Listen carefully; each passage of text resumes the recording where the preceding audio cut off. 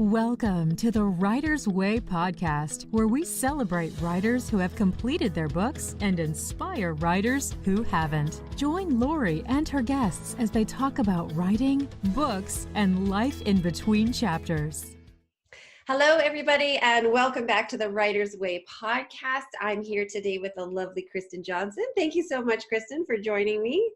Well, it's a pleasure to be here. Thank you so much for having me. It's very beautiful to share this love of this thing we've chosen to do, which is writing. Well, and I was reading about everything you've done. You've done it all when it comes to writing. I've done quite a bit, but there's always something new to learn. The thing about writing is it never feels like it's really finished, and there's always ways to grow. How about you? What do you think? I agree with you. And the times change very quickly as well, right? Yes. Once you feel like you know what's going on, things change. But you've done editing, writing, speaking. How about you share with us your background and how you got to be the writer you are? Well, it's been an interesting journey. I will say that. I learned to read when I was 2, and things just kind of sort of, because my mother read to me read to my sister when she was pregnant with me. So that just really, and I grew up in a family that loved books. And my late mother, was an author as well. She had written a book called Libraries Are for Children, and my great grandmother was a writer.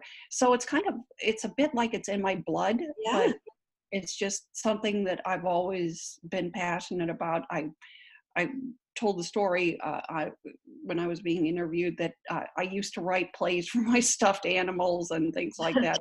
So it's kind of like that was just the practice. So it really it's been a love throughout my entire life, and I've met so many amazing people, yourself included, through writing. They say writing is a solitary profession, and it is, because you just have to sit down. You know how it is. You just have to sit down and do it, whether it's you're doing it full time or whether it's 5 minutes during the day or whatever, but you just have to sit down and do it. But at the same time, you get to meet people that you never imagined through that writing. And you've done a lot with your mantras for kids. And I love the book about where the little girl turns into a unicorn, because that is I love unicorns. So that was very, very magical. And I understand you have another book, or is the second book in the series out? Yes, just out last month. So that one, the boy turns into a dragon. Which is every boy's dream, right? Yeah. Well, that's what I was inspired by, because I have 3 kids. And so they always play, I turn into this and now I turn into that. And so I just started, taking notes as they would play. Yeah, it's that imaginary play. And if you hang around kids, if you have kids, or if you're an aunt or an uncle and there are kids in your life, you just really absorb that creativity. It's true. It's true. If you actually listen, they'll give you all the inspiration you need, right? I know. And the other thing about kids is you get to learn what they're reading. I have young people in my life, and as an aunt, and they have books that they read for school, and you get introduced to all kinds of great children's authors. Mm-hmm. So you've done some editing as well. Can you tell me about that? I've edited books for, you name it, I've done it. I've done editing for blood pressure, fantasy books, a kind of a manual for kind of a religious books. I've done just about everything, and every subject, but not, well, there are probably a few I haven't done, but there's been a variety, and I just am passionate and interested in a lot. And I also do screenplays. I'm also a screenwriter, so I also edit screenplays, which is kind of a different animal, because you're writing for whatever you see on the screen. So, and I've written screenplays, so I love to do that too, because it's a different discipline. Very different. Would it be anything we would recognize that you've worked on? Um, I'm not sure. There was one of my clients was bringing down high blood pressure, which was just such an important topic. And also I've written a lot of books that, a lot of children's books and things like that. I did, I've done several things, and some of this has been just a joy to, to experience, to write and to collaborate with people, because it really is a collaboration. So, but yes, I would say that whatever the project is, no matter how big or small, I attack it with a lot of passion, but especially if I have a personal connection to the subject, because it's always easier if you really have a personal connection to the subject, like your children's book, like the mantras. Yes. How did you get started with that? I taught kindergarten for 10 years. And so over the course of that 10 years, I really noticed the kids changing, in significant ways, and they weren't able to come into the classroom and even attempt to solve a problem is what was bothering me, right? So it doesn't matter if you're successful or not. What matters is that you actually try, to handle these little everyday problems. And it was like they had never been given the chance. And, children are very, very capable. So that's how I got started, just wanting to help the 4 and the 5-year-olds, because that's who I feel are my people. I know them. Kristen, how many books do you have published so far? Probably 7 or 8 that my name is on. I've also ghostwritten quite a few books, and that my name is not on, or helped in writing or edited or whatever. So I've kind of been the silent partner, which is a joy too. But yeah, 7 or 8 books I've written. Christmas Cookies Are Forgiving, which is I call it a storybook with recipes. I did Butterfly Wings, which is a sexy romantic novel, literary romantic novel. I also did Ordinary Miracles, which was the autobiography of a Jamaican scientist who's no longer with us. He an art collector. He had the largest collection of Russian art in the United States. So he was very amazing. He was a 2-time Nobel Prize nominee and quite a remarkable human being.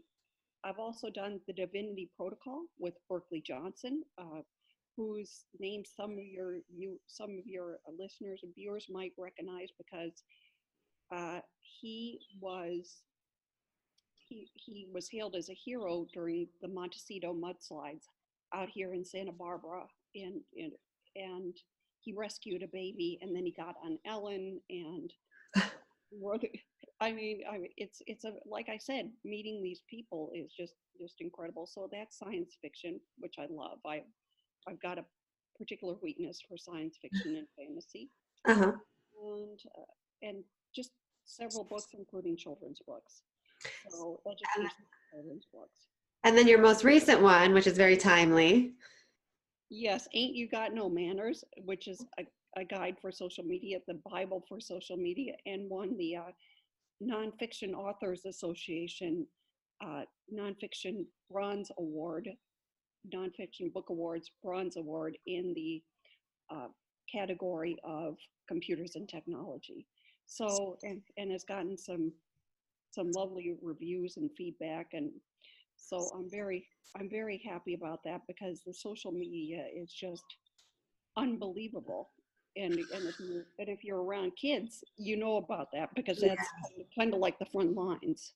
Yes. Who would you say that book is geared towards? Is it somebody new into social media, or somebody who's already in it with no manners? Both. I think that with social media, my argument in the book is that it touches all of our lives, whether we're on it or not, because somebody can take a picture of you and post it without your knowledge, which is actually something that happened to somebody I interviewed in the book, Valpreet Kaur. She was on social media, but somebody took a picture without her knowledge and wrote a very not nice caption, but she was able to handle the situation. To your point, she was able to handle the situation in a very mature way, you know, without attacking the original poster. It happened on the Reddit Oh, sharing site. And she said, look, this, because it concerned her appearance, that she didn't modify because of her faith, the Sikh religion. So what happened was she took the opportunity to teach people about her faith, her life, what she believed, and it really opened up a conversation. So, I mean, you can have these conversations on social media, but then you go on Twitter and you see and Facebook, and you see all the posts of people attacking each other, whether it's politics, which is particularly divisive right now, yes. or anything else. I mean, it seems like anything can be fodder for division and attacking and bad behavior on social media. Mm-hmm. What do you think?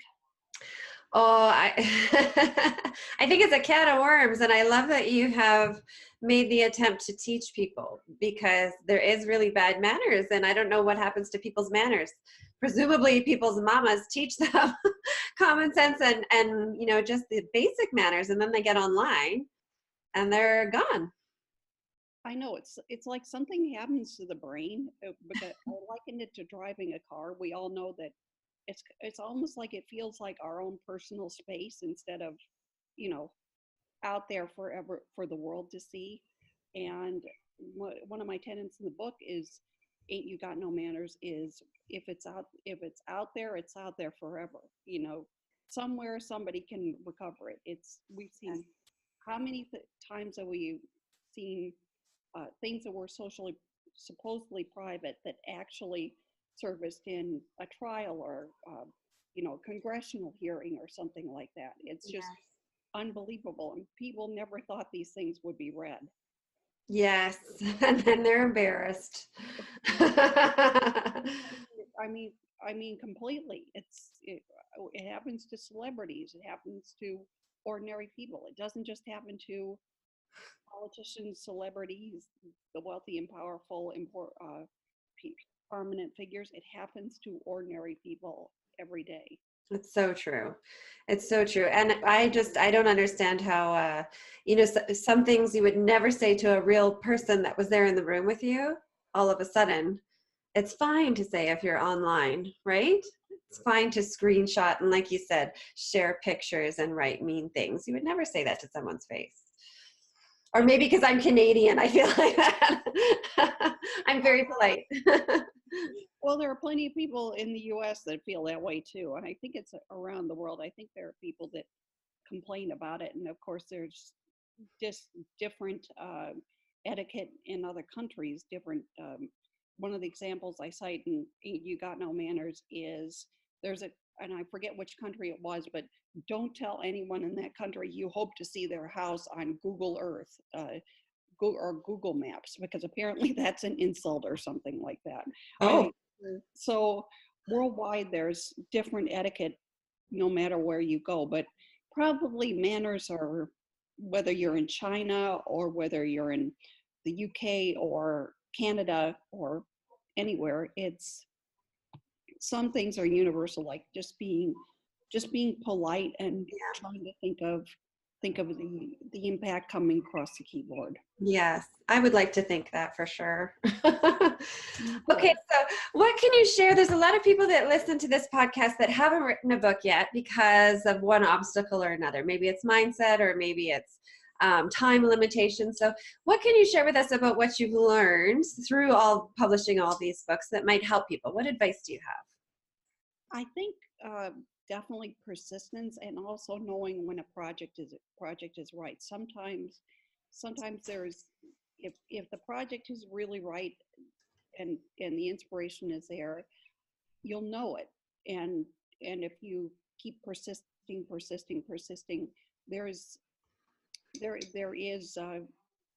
a forum for it, a platform for it. There's someone who wants to hear your message. On the other hand, if it's something that you're really struggling with, and if it seemed like a great idea at the time, but you just can't get it off the ground, maybe it's time to put it aside and look at something else that's passionate, that you're passionate about, whether it's fiction, nonfiction, poetry, and so forth. Mm-hmm. But in terms of, okay, you've got the book, you've got the idea. One of the people that I go to the Santa Barbara Writers Conference, and one of the people that was a student there and now is a teacher there, his name is R. Gregorian. He writes new adult romance novels. True story. So he decided his wife told him, you've been talking about writing a book for years, why don't you do it? And they made a deal that after the kids went to bed, he'd have his writing time. And he's published at least one novel, and I believe there's another one out there, and I'm sure there will be more. And now he teaches at the Santa Barbara Writers Conference every year. So, you just have to have that determination and that drive, whether you write full-time like Stephen King does, or whether you only have 30 minutes after the kids go to bed or in your day. And sometimes the other good advantage of working with an editor or a collaborator or whatever is that you're not carrying it alone. Of course, there's negotiation. There's a lot of negotiation when you write a book with someone, a lot. But it's negotiation that we're used to in life. We all negotiate for things. We all just try to, and remember the mantra of your book, of your kid's book, I can handle it. Yeah. Because sometimes we think we can't handle it, but we can't. It's so true. It's so true. I hear that from a lot of adults. I need to write, they say, when are you writing the adult version, right? Because especially I find parents of young kids that are so irrational. You go through the day thinking, I can't handle it. But you're right, with determination and persistence, we can handle anything. Exactly. And we're stronger than we think we are. I agree with you. So I have a question, because I feel like a lot of people feel really vulnerable about putting their name on work, especially when they're just starting out and putting out a book, and it's like their book baby. And so if somebody maybe was feeling like that wasn't how they wanted to start, but they wanted to go into ghostwriting so they could still write and still maybe make money from writing, do you have any suggestions for how people could get into ghostwriting? Well, I think one of the best ways is if you tell people you're a writer, chances are they will ask you. They will say, "Oh, I have this great idea. I have this great idea for a book, but I can't write. You can. Why don't you try to do it? Why don't you do it?" The other thing is, but the pitfall with that is you just have to make sure that it's an idea that you really want to spend maybe 6 to 12 months, 3, whatever the time frame is on, and make sure that you're comfortable with the person. And also make sure, don't buy into the, oh, I don't have any money to pay you right now, but when the book becomes a bestseller, we'll split it 50-50. No, that's not the way. We all have bills and things like that. So definitely try to look up ghostwriting rates, figure out what makes sense for you. There's all kinds of ways, whether it's hourly or per project. Just try to keep track of what you're putting into the project. And I'm terrible about that because I get passionate about something and sometimes put way too much effort into what I'm doing. But you just have to, that pays dividends too. but you just have to make sure that you really understand what you're getting into, who the person is, what the project is, and also just understand what your goals as a writer are. And don't forget to make time to write your own books too, because if you can, because it's scary to put your name out there. You know it, because it's just, you're putting something out there, and you own it. It's out there on Amazon, it's out there on Barnes and Noble, Smashwords, things like that, and it's a very vulnerable thing, and people judge you, but the good news is, if you get talked about, then you're actually doing something. So Yes. it's kind of, one of the people that I interviewed in Ain't You Got No Manners, Holly Griggs-Spall, who wrote a book about sweetening a pill, about questioning birth control. She she said that, if you weren't doing anything important, nobody would be talking about it. So that vulnerability is very daunting for a lot of writers, but then there's the joy of seeing your name in print and things like that. Yeah. And the joy of putting something out there. But it's also trying to make sure that, of course, the problem that many writers have is, how do you get it out there? You've had the courage to put it out there. How do you get it out there? How do you get people to read it? And promotion and marketing is an entirely different discussion. Sometimes some writers are afraid to go on podcasts like this, for example, which I don't understand. You're terrific, but I think it's that fear of performance. What's the saying, that the fear of public speaking is one of the most common fears? I think second to death, second to dying. Yeah. I think it was Jerry Seinfeld or Paul Reiser who said that, most people would rather be the person in the coffin than the person giving the eulogy. That's how prevalent. More than dying. I know. It's unbelievable. But I think it's that feeling of being judged and being criticized. And I think that that's a really, really common fear that you address in your books.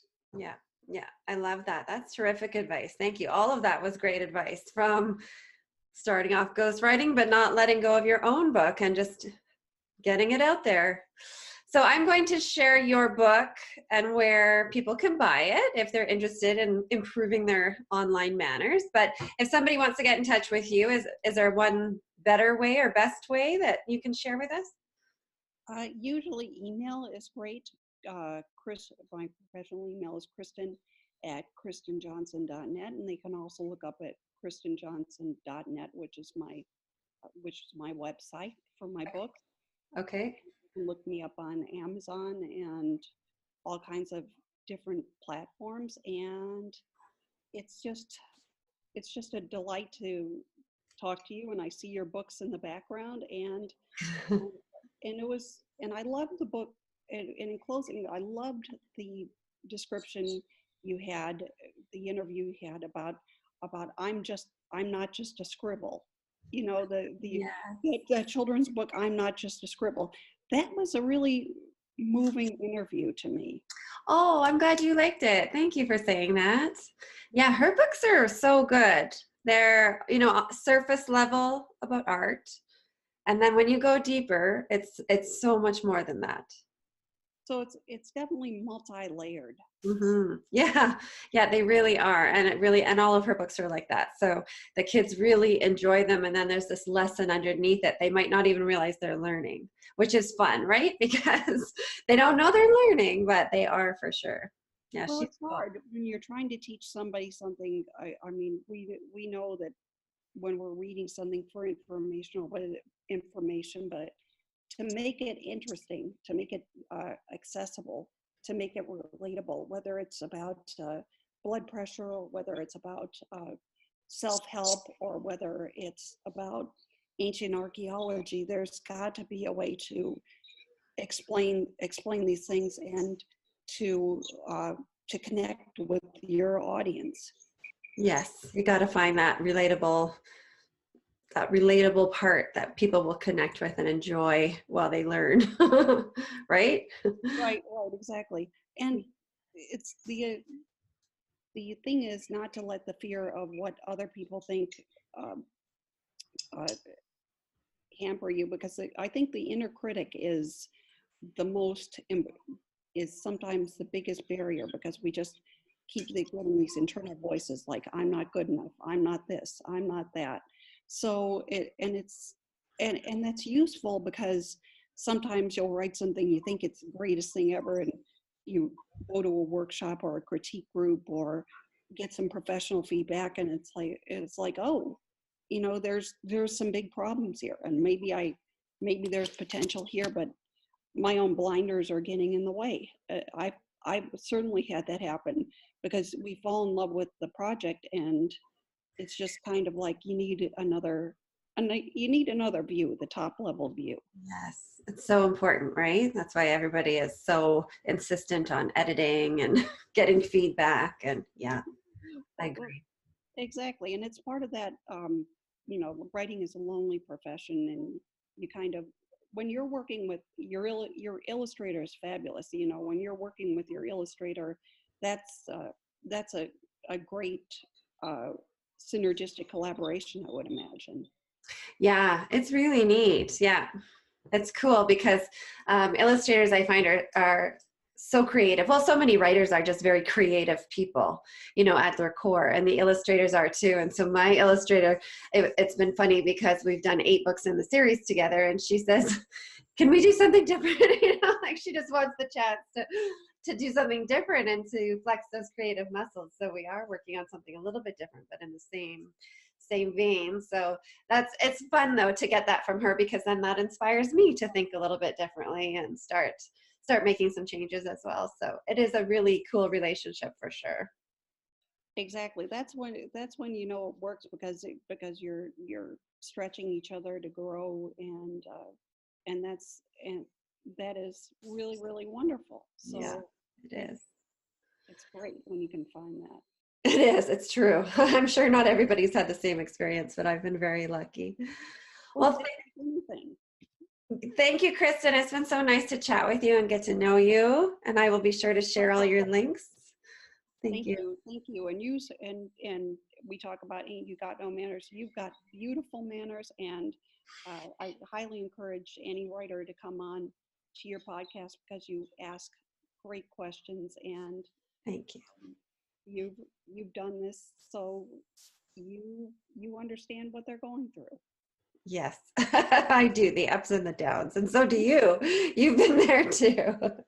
Thank you so much. Thank you so much. Okay. Bye, Kristen. Bye-bye. You've been listening to the Writer's Way podcast. For show notes, links to guests' information, and to learn more about the Writer's Way, check out LoriWriter.com. Until next week, enjoy this chapter of your life.